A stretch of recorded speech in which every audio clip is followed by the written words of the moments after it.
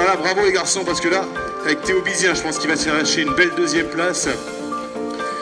Et on va retrouver, voilà, en troisième position, c'est Raphaël Dalrac qui va terminer donc troisième.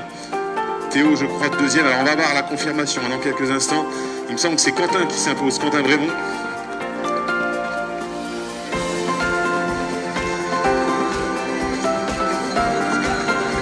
Dans cette course des garçons, vous avez 16 bons qui passent maintenant.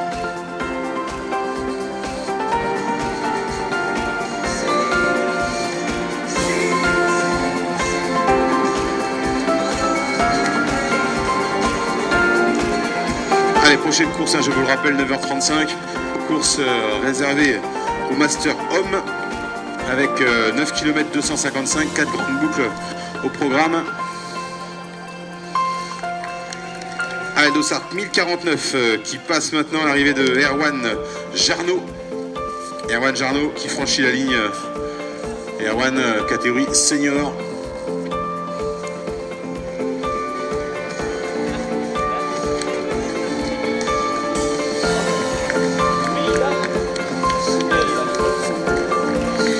Arrivé à l'instant pour Victor David.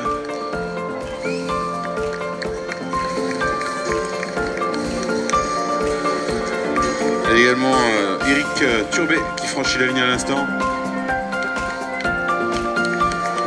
Ah, c'est dur, c'est Eric Blanty qui passe. La fin difficile. L'arrivée également pour Cyril Morando. Cyril Morando, maillot jaune.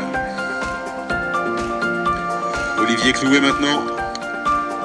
Allez, jusqu'au bout. Les gants à la main pour Jérôme Crépin.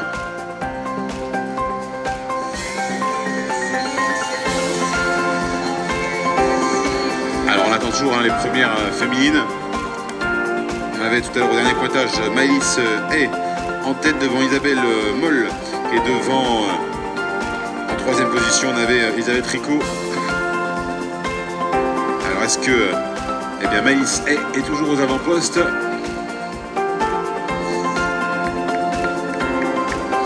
Allez, l'arrivée maintenant pour John Fournier.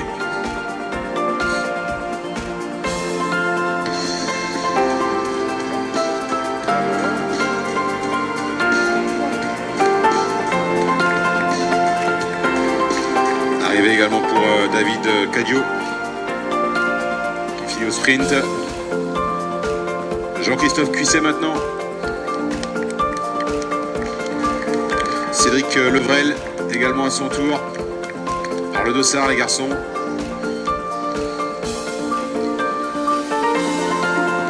Thomas Sergent.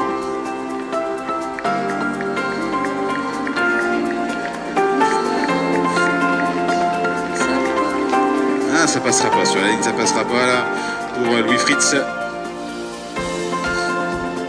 Alors on attend toujours les premières féminines, hein. Attention, on scrute pour ne louper personne.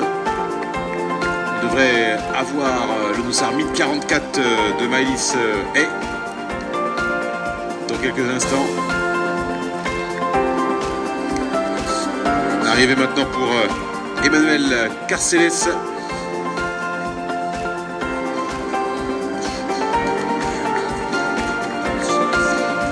Michael Guérin à son tour.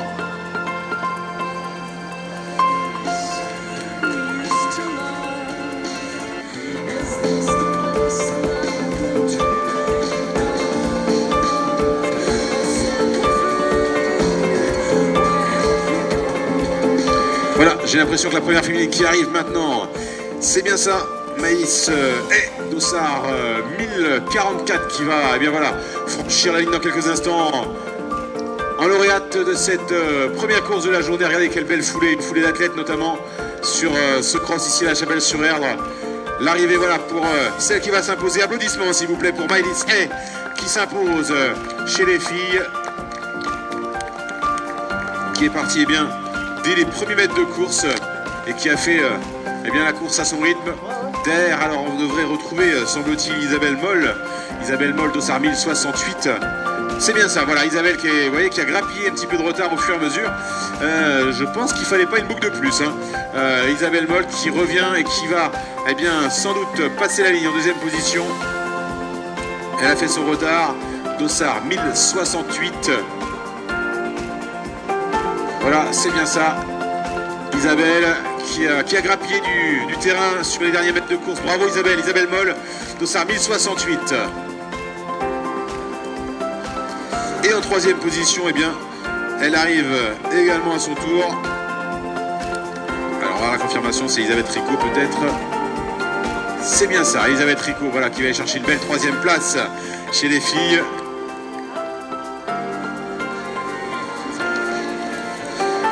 Allez, voilà pour le classement des trois premières filles, les trois premiers garçons. On va les retrouver sur le podium. J'arrive les garçons, j'arrive. Tout s'enchaîne. C'est pas ça, c'est qu'on attendait les filles, mon Jean-Mi. C'est important d'attendre les trois premières filles aussi. Et les mecs, ils sont même montés sur le podium avant que je leur demande. C'est chouette ça, c'est de la folie. Ça s'enchaîne, ça ne rigole plus. Est-ce que j'ai la fiche des résultats? Elle est là? Elle est là? Allez, elle est là. Elle n'est pas là. On va attendre effectivement dans l'autre sens. Hop.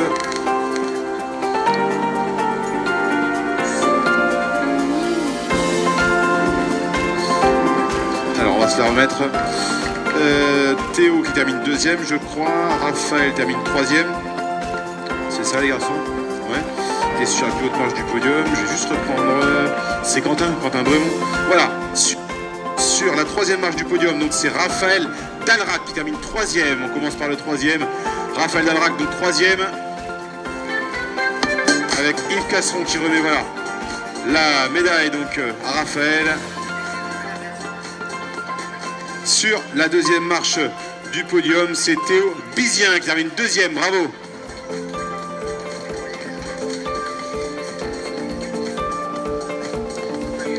Et sur la plus haute marche du podium, victoire pour Quentin Bremont. Quentin Bremont vainqueur.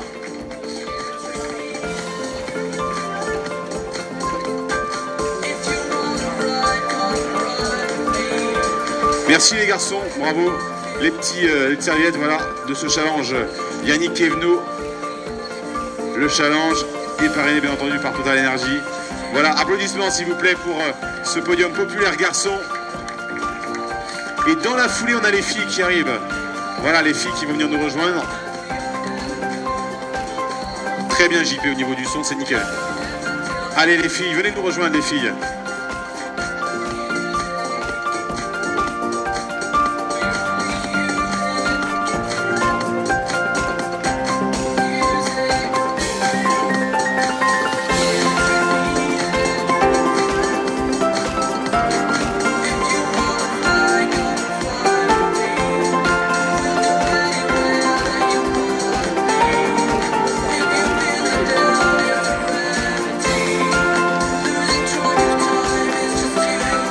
Allez les filles, venez nous rejoindre. Donc on fera bien 3-2. Et puis vous allez voir, au fur et à mesure de la journée, on fera 1, 2, 3 des fois. Rien que pour s'embêter. Allez les filles sur le podium, voilà. Sur la plus haute marche du podium, c'est Maëlys. Isabelle sur la deuxième marche et Isabelle sur la troisième. Mesdemoiselles, je vous laisse monter sur vos marches respectives. Avec à la troisième marche du podium, Elisabeth Ricot, troisième. Applaudissements pour Elisabeth Ricot. Récompensée par eh bien, une médaille. Le triathlon de Saint-Nazaire. Sur la deuxième marche du podium, c'est Isabelle Moll qui termine deuxième avec un beau retour. Un chouette maillot de l'équilibre 36. Et sur la plus haute marche du podium, elle a fait course en tête du début jusqu'à la fin. Applaudissements pour Maëlys et applaudissements le Pays d'Ancenis Club Triathlon. Bravo, bravo mesdemoiselles, bravo mesdames, avec la petite serviette qui va bien. Femina. Voilà notre podium féminin de cette course populaire avant de retrouver la course des masters dans 7 minutes. Bravo mesdames.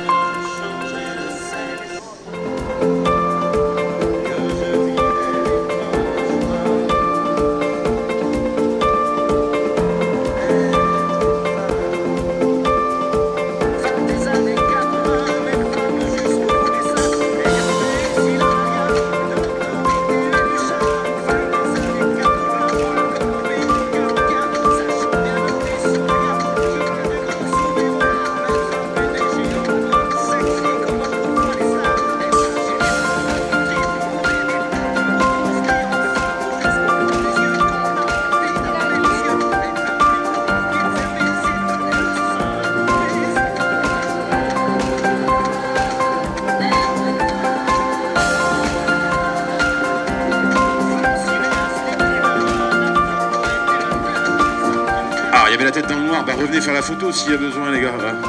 Revenez là faire la photo. Bah ouais. Bah oui, viens tout seul si tu veux faire la photo, t'as 5 minutes. Et là tout le monde va te regarder. Et t'auras plus la tête dans le noir, hein, tu verras.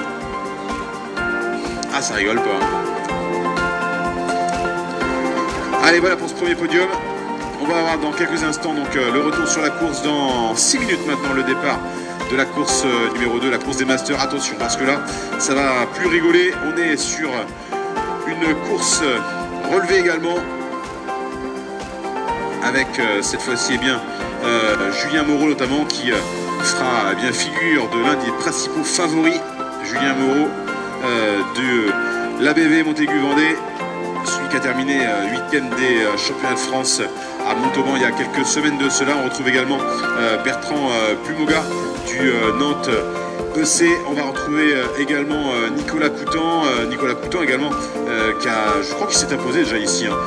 On faudra lui demander, mais à plusieurs reprises il me semble. Olivier Frémy également de El Boubnais qui sera présent. Lui qui a terminé 7e à Angers, vainqueur à Couéron et qui sera également sur cette ligne de départ. Voilà la liste, le nom en tout cas des principaux acteurs de cette course des Masters. Les Masters qui vont s'élancer dans moins de 5 minutes maintenant pour 4 grandes boucles au programme, 9255 mètres au total.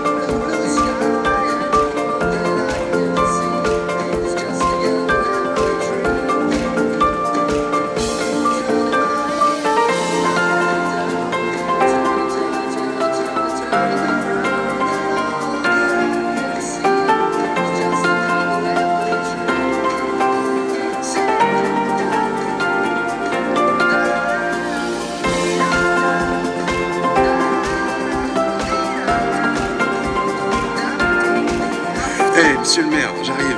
Je me disais, est-ce que c'est encore lui le maire, hein? Ça va, monsieur Roussel? Mais quel plaisir de vous retrouver. Vous avez couru pas? Non, je vous ai pas vu sur la course. Qu'est-ce qui s'est passé? Alors, vous allez nous expliquer tout ça. Je vais vous passer le micro, effectivement. Je me disais, tiens, on n'a pas vu Fabrice encore depuis le début de matinée. Comme ça, on va se faire les essais au fur et à mesure, ça va être bien nickel. Bon, monsieur le maire, Je disais, quel plaisir de se retrouver 2 ans après. Le sourire, ça fait du bien. Hein. On a le sourire même derrière les masques, mais ça fait quand même du bien. Hein. Bah oui, ça nous manquait. Hein. C'est vrai. C'est un grand plaisir. Et puis, le temps est plutôt de la partie, donc c'est très bien. Et je disais, monsieur le maire, avant d'arriver ce matin, je crois que ça fait 16 ans ou 17 ans qu'on est là, qu'on se retrouve les uns et les autres. Et je crois que c'est la première fois où on a une météo aussi agréable, à savoir donc une température assez douce, 10 degrés. On a un petit peu d'humidité, mais rien de méchant. Un terrain qui est exceptionnel, qui a été vraiment préparé. J'imagine que les services municipaux ont travaillé depuis quelques temps déjà sur le parcours, parce qu'on a vraiment un super terrain de cross, avec des conditions idéales. Et ça va être une belle 30e édition, parce qu'on est ici depuis 30 ans finalement. Et oui, alors c'est pas tout à fait la 30e, parce qu'on en a loupé 2 avec le Covid l'année dernière, et puis avec la tempête il y a 3 ans, mais effectivement le terrain est plutôt sympa, parce que voilà, on avait aussi des conditions climatiques ces derniers jours correctes, on va dire ça comme ça. Sympa de se retrouver comme ça, c'est aussi sympa de pouvoir finalement faire courir tout le monde. On a vu sur la course des populaires les habitants de la chapelle qui sont venus, aussi bien chez les hommes que chez les garçons. Ça permet aussi de finalement, aller, on va dire, de repartir sur une nouvelle ère en disant voilà, le Covid, on ne va pas dire qu'il est derrière nous, mais on va essayer d'avancer et d'avancer avec le sport notamment. Ouais, bah, je tiens à saluer quand même toute l'équipe de l'ACC, parce que c'est bien mobilisé à la fois pour organiser cette nouvelle édition, mais aussi bien mobilisé pour faire en sorte que les conditions soient respectées. Je pense que c'est aussi important dans le contexte dans lequel on est. Et puis c'est évidemment aussi important de retrouver un événement pour le public, pour les coureurs, parce qu'il n'y a pas eu forcément beaucoup de courses ces derniers temps. Et puis aussi retrouver l'ambiance des bénévoles, parce que on le voit aussi, certains bénévoles ont pris d'autres habitudes, donc c'est bien aussi qu'ils reprennent ces habitudes de participer à des événements sportifs comme ça. Et je disais même, finalement, les gestes barrières, ce sont des choses qui nous font avancer. On a ici, par exemple, le cas où avant on se retrouvait autour des feuilles de résultats sur un tableau. Finalement, là, on va scanner le QR code, on aura les résultats sur notre téléphone portable. On a finalement une gestion différente. On l'a vu aussi, je disais tout à l'heure avec Pierre-Franck en arrivant, j'ai dit, tout est sur le site internet, les départs de course, les partenaires, le nombre de boucles. C'est-à-dire que l'athlète qui arrive, qui n'a jamais couru à Cheval-sur-Ardres, il sait à quelle heure il va courir, il sait où trouver les informations. Et ça, c'est quelque chose de nouveau suite à cette pandémie finalement. Oui, puis je pense que c'est pas pénalisant par rapport à l'activité qu'on pratique. Donc, par contre, je dis, c'est aussi beaucoup de travail pour préparer tout ça. Alors, il faut aussi beaucoup de réflexion, beaucoup de réunions. Voilà, donc c'est un engagement important de la part des bénévoles de la CC. Et monsieur le maire, dernière question. La partie sportive, on en est où là actuellement là? J'ai pas couru ce matin parce que j'ai eu quelques problèmes de genoux, donc je reprends doucement, mais j'ai couru hier matin, tranquillement. Ah, voilà. C'est bien. Merci Fabrice, merci en tout Bonne cas. journée à vous. Allez, merci. On va se retrouver voilà, sur le parcours avec le départ des Masters qui a été donné il y a quelques instants de cela. Les Masters qui viennent de s'élancer et qu'on va retrouver donc sur ce parcours 4 grandes boucles à parcourir pour les Masters. 4 grandes boucles et on a effectivement 190 concurrents sur le parcours à l'occasion de cette course numéro 2. 9255 mètres, je vous le rappelle. Alors si mes amis d'Hippitos m'entendent, si jamais vous pouvez venir nous rejoindre, s'il vous plaît les garçons de Hippitos sur le podium. Si vous m'entendez, ce serait top. Merci à vous. Bon, vous allez bien, monsieur le maire, ça roule?